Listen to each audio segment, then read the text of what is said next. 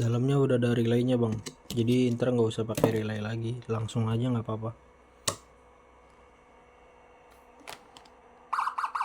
Ini micnya udah hidup, tinggal colok langsung, colok ke sini.